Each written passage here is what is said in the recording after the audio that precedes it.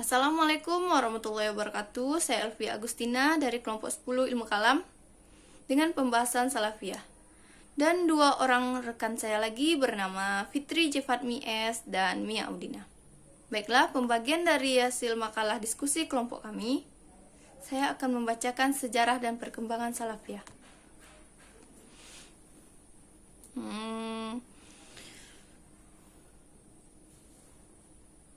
Kata salaf adalah kependekan dari salaf al-salih yang berarti terdahulu. Dalam terminologi Islam secara umum digunakan untuk menunjukkan kepada 3 generasi terbaik umat muslim, yaitu sahabat, tabi'in, dan tabi'ut tabi'in. Ketiga generasi ini dianggap sebagai contoh bagaimana Islam dipraktekkan. Adapun secara istilah, sifat yang pasti khusus untuk para sahabat ketika dimutlakkan dan yang selain mereka diikut sertakan karena mengikuti mereka. Dalam perkembangannya, di abad ke-7 Hijriah, gerakan salaf memperoleh kekuatan baru dengan munculnya Ibnu Taimiyah di Syria. Di tengah Ibnu Taimiyah, Salafiyah mendapat semangat yang lebih besar. Ibnu Taimiyah tampil menggalang kekuatan dan kesatuan umat di saat kota Damaskus diserang dan dikepung oleh tentara Mongol pada tahun 700 Hijriah. Lalu kemudian pada abad ke-12 Hijriah, pemikiran salaf dibangkitkan kembali oleh seorang tokoh pemikir dan penggerak dari Hijaz yang bernama Syekh Muhammad bin Abdul Wahhab. Ia menyerukan ajaran Islam kembali ke ajaran Islam yang murni dan bersumber dari Al-Quran dan Sunnah Rasulullah. Gerakan ini dinamakan dengan gerakan Wahabiyah. Pada masa kini muncul Salafiyah yang memperlihatkan kecenderungan untuk kembali ke masa murni Islam. Dengan meneladani kehidupan Rasul, dalam meneladani kehidupan Rasul tersebut bukan hanya pada ajaran yang dibawanya, tapi juga perilaku sehari-hari yang diperbuat Rasul. Lalu yang kedua, tokoh-tokoh Salafiyah dalam makalah kami tampilkan dua, yaitu Ibnu Taimiyah dan Syekh Muhammad bin Abdul Wahhab. Ibnu Taimiyah pada saat ia berumur 21 tahun mulai menggerakkan, mengajar dan berani mengeluarkan pendapat. Bahkan menurut suatu sumber, Ibnu Taimiyah memiliki karangan lebih dari 300 kitab, meliputi masalah tafsir, fikih, jadal, dan fatwa yang merupakan kumpulan jawaban atas berbagai pertanyaan masyarakat. Lalu yang kedua, Syekh Muhammad bin Abdul Wahhab. Ada dua ajaran pokok yang dikembangkan oleh Muhammad bin Abdul Wahhab, yakni pertama adalah kembali kepada ajaran Islam yang asli dan murni. Lalu yang kedua adalah prinsip ajaran tauhid atau keesaan Allah. Menurut Muhammad bin Abdul Wahhab, kalimat la ilaha illallah belum memadai jika hanya pada ucapan semata. Nah, sekian dari saya, hanya itu yang dapat saya sampaikan. Bila salah saya mohon maaf. Dan pemateri yang selanjutnya akan dibawakan oleh teman saya, itu Fitri Jefatmi. Terima kasih. Baiklah, saya Mia Audina dengan NIM 2120351 akan membacakan materi selanjutnya, yaitu mengenai tokoh-tokoh aliran Salafiyah beserta pokok-pokok ajarannya. Yang pertama kita akan membahas tokoh-tokoh aliran Salafiyah. Di sini ada Ibnu Taimiyah. Nah, nama lengkap dari Ibnu Taimiyah adalah Taqiyuddin Ahmad bin Abdil Halim bin Taimiyah.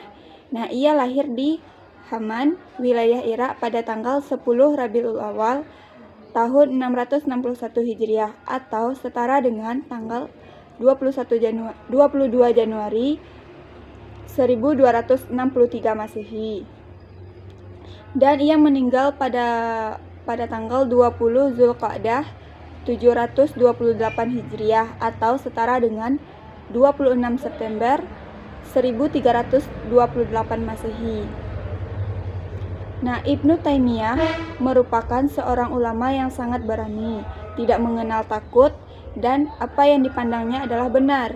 Pada tahun 700 Hijriah, ketika Damaskus diserang oleh tentara Mongol, Ibnu Taimiyah mendorong semangat penguasa Damaskus dan seluruh rakyat untuk berjuang mengangkat senjata. Bahkan, ia sendiri tidak sungkan-sungkan untuk ikut dalam peperangan senjata tersebut. Nah, pada usia 17 tahun, kegiatan ilmiahnya sudah mulai tampak. Dan ketika Ibnu Taimiyah berusia 21 tahun, ia mulai mengarang, mengajar, dan berani mengeluarkan pendapat-pendapat. Bahkan menurut suatu sumber, Ibnu Taimiyah memiliki karangan lebih dari 300 kitab, meliputi masalah fikih, tafsir, retorika atau jadal, dan fatwa-fatwa yang merupakan kumpulan dari jawaban atas berbagai pertanyaan masyarakat. Nah, pemerintahan pada masanya, yaitu golongan Bani Buwaih, menyokong dan menanamkan mazhab Syafi'i dalam fikih dan aliran Asy'ariyah dalam lapangan kalam. Namun, keadaan itu tidak menghalang-halanginya untuk mendalami pendapat-pendapat Ahmad bin Hanbal dalam lapangan fikih maupun akidah.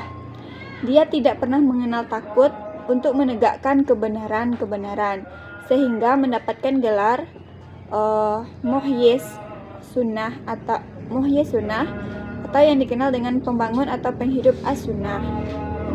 Nah, yang kedua ada Syekh Muhammad bin Abdul Wahhab. Nah, Syekh Muhammad bin Abdul Wahhab adalah seorang ulama yang beraliran Hanabilah, dan ia dilahirkan di Uyainah, sebuah desa di Najd, Saudi Arabia.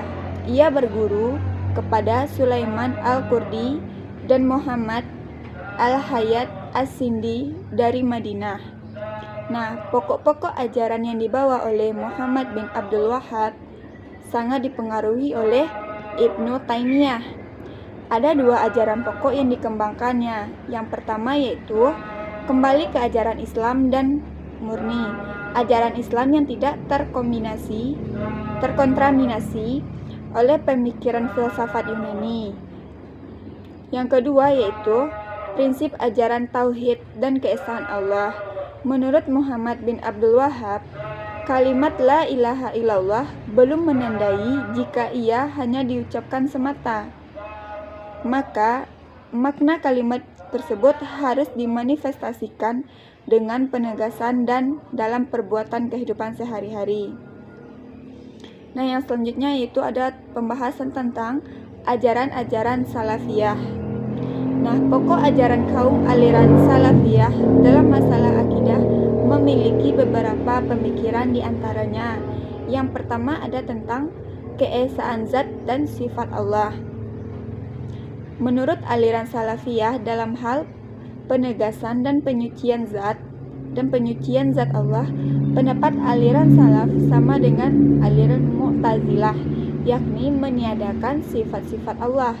Sedangkan dalam hal penyerupaan dan penjisiman adalah menetapkan sebagian sifat-sifat itu, seperti nama-nama, perbuatan-perbuatan, dan keadaan yang tercantum dalam Al-Quran dan hadis, seperti Al-Hayyu, Al-Hakim, Dzul Arsyil Majid, berada di atas dan di bawah, mempunyai tangan, dan lain-lain. Aliran salaf memegangi arti lahir meskipun dengan pengertian bahwa sifat-sifat tersebut tidak sama dengan sifat-sifat makhluk. Yang kedua ada tentang keesaan penciptaan. Menurut aliran salafiyah, Allah menciptakan langit dan bumi, isi keduanya, dan yang terletak di antara keduanya tanpa sekutu dalam menciptakannya, dan tidak pula mempersekutukan kekuasaannya. Segala sesuatu pekerjaan datang dan kembali hanya kepada Allah. Yang ketiga tentang keesaan beribadah. Menurut aliran salafiyah, seorang manusia mengarahkan ibadahnya hanya kepada Allah.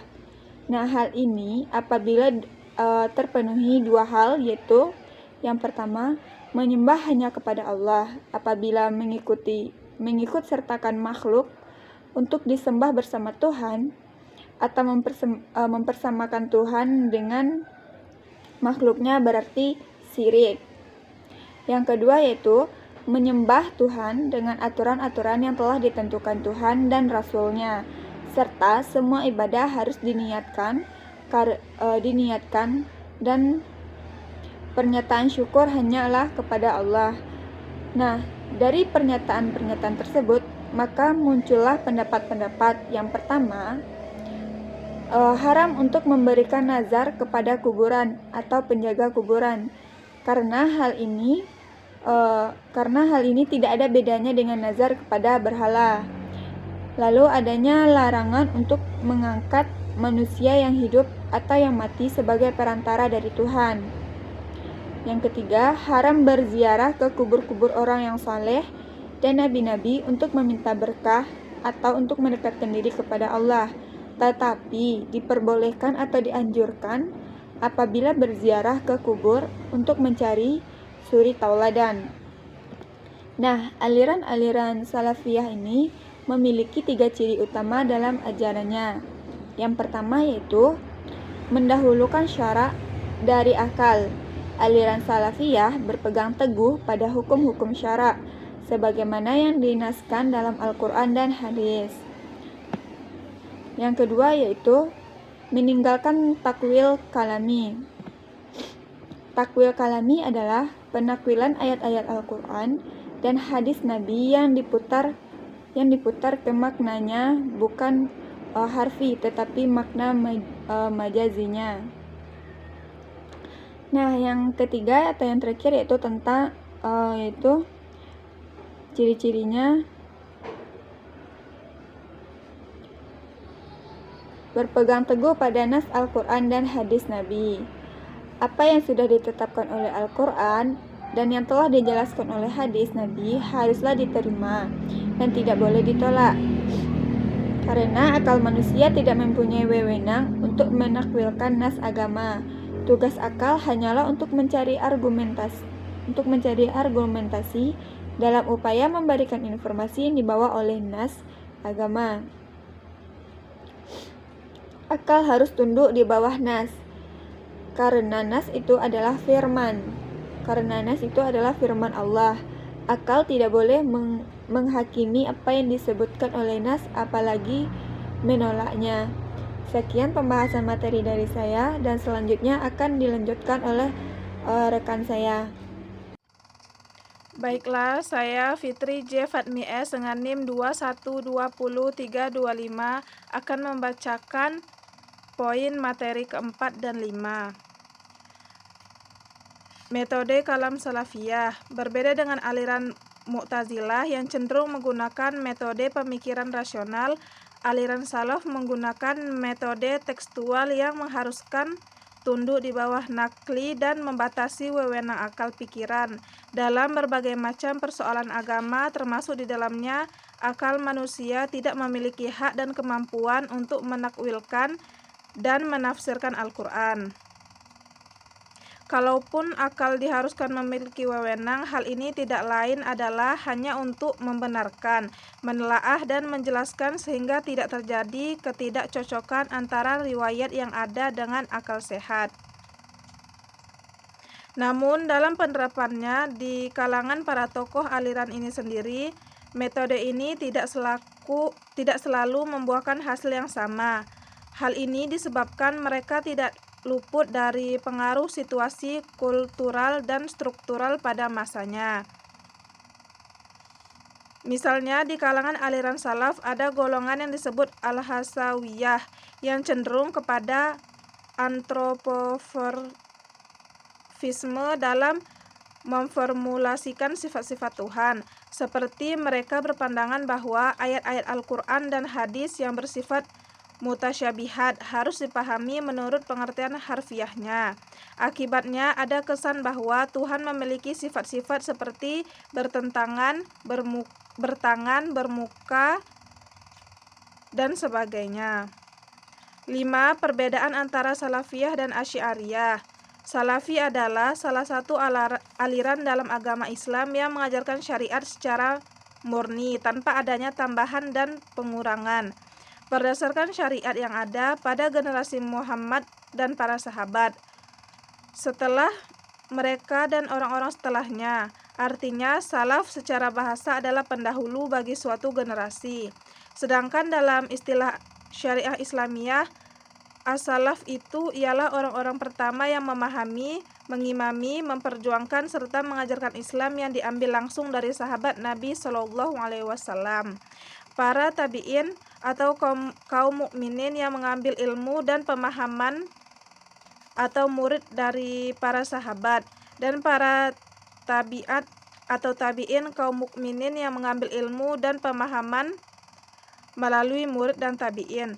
Istilah yang lebih lengkap bagi mereka ini ialah as-salafus salih. Selanjutnya, pemahaman as-salafus salih terhadap Al-Quran dan Al-Hadis dinamakan salafiyah, sedangkan orang Islam yang ikut pemahaman ini dinamakan salafi. Demikian pula dakwah kepada pemahaman ini dinamakan dakwah salafiyah. Sedangkan aliran Asy'ariyah merupakan salah satu paham teologi Islam yang muncul pada tahun 913 Masehi atau 330 Hijriah. Aliran ini mengembangkan paham teologi Islam yang lebih mengutamakan dalil nakli, Al-Quran dan hadis, dan membatasi penggunaan logika filsafat dalam perkembangannya. Aliran Asy'ariyah mendapatkan dukungan dari berbagai pemerintahan Islam, salah satunya dinasti Ghaznawi di India pada abad ke-11 dan 12 Masehi. Karena itu, paham Asy'ariyah kemudian menyebar di India, Pakistan, Afghanistan, dan wilayah-wilayah lain, termasuk Indonesia. Sejarah aliran Asy'ariyah tidak bisa dilepaskan dari tokoh pendirinya, yaitu Abu Hasan Ali bin Ismail al-Asy'ari. Bahkan sebutan aliran ini diambil dari nama kabilah yang melahirkan Abu Hasan. Sekian penjelasan materi dari kelompok kami. Jika ada salah dan kurangnya saya mohon maaf. Assalamualaikum warahmatullahi wabarakatuh.